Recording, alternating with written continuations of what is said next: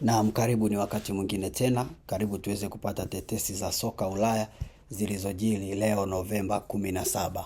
Kwanza kabisa, unaweza ukasubscribe kwenye channel yetu hii ili kurahisishie kila wakati kuendelea kupata update mbalimbali za kimichezo.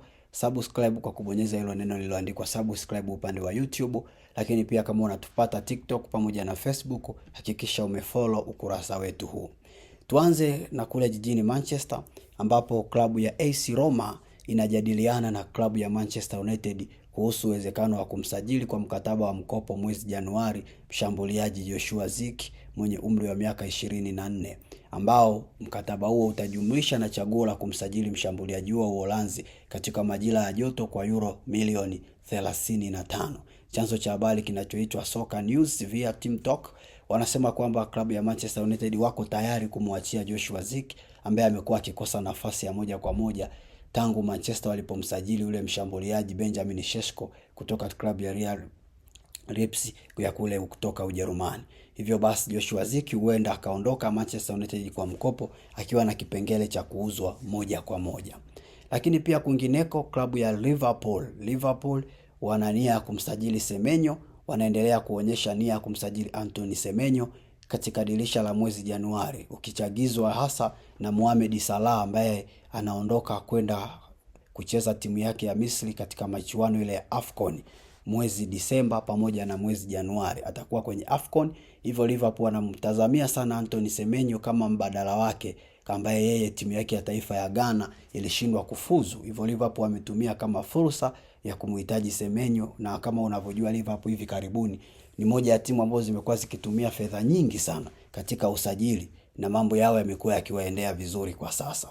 Kwingineko mshambuliaji wa Chelsea na timu ya taifa ya Senegal Nico Jackson mwenye umri wa miaka 24. Nico Jackson hana nia ya kukatiza uhamisho wake wa mkopo anaokipiga kwa sasa huko Bayern Munich. Licha ya kwamba amekuwa hapati nafasi mara kwa mara, lakini bado ana mpango wa kuendelea kubaki Bayern Munich. Hana mpango wa kuondoka kwenye klabu hiyo kutafuta klabu nyingine kwa mkataba wa kudumu katika mwezi Januari. Twende paka huko La Liga kwa klabu ya Real Madrid.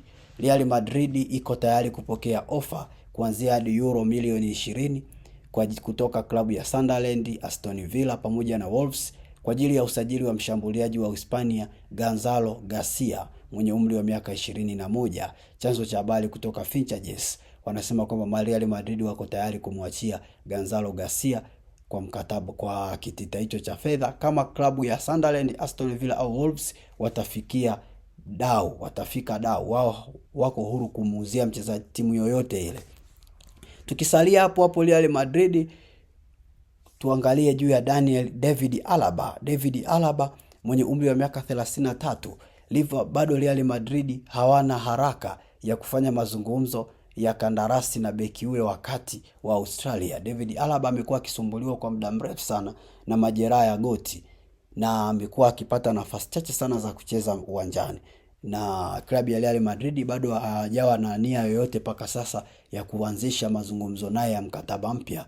Naye Alaba bado naye hajaonekana ameongea lolote katika hilo, hivyo bado wote wawili wako kimya. Alaba yuko kimya, Madrid iko kimya. Kwa hiyo tuendelee kufuatilia wadau wa soka, tuone mwisho wa siku jambo hili litaishia wapi. Twende tumalizie kule Milan kwa mshambuliaji au kiungo mshambuliaji Christian Pulisic mwenye umri wa miaka 27, raia huyu wa Marekani. AC Milan inataka kusubiri kiungo huyu, wakati Pulisic anataka kusubiri FC Milan kufuzu kwa ligi ya mabingwa msimu ujao kabla ya kusaini mkataba mpya na wababe hao wa Serie A. Pulisic anatazamia kama klabu hii ya Milan itaweza kufuzu klabu bingwa UEFA Champions League, basi moja kwa moja atasaini mkataba mpya. Kama hawatoweza atatafuta klabu nyingine.